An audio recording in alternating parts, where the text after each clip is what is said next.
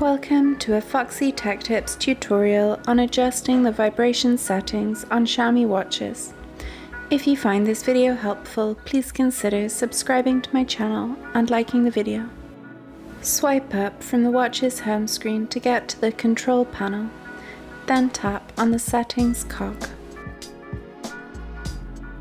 Scroll down and tap on vibration.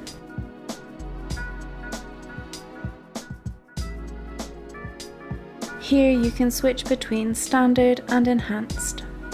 Choose the one you want and then tap the tick. If you choose enhanced, you will have to confirm that you are sure, as enhanced vibration will lower your watch's battery life. And that draws an end to this tutorial. Please like the video if you found it helpful, and subscribe to Foxy Tech Tips for more Xiaomi watch tips and tricks.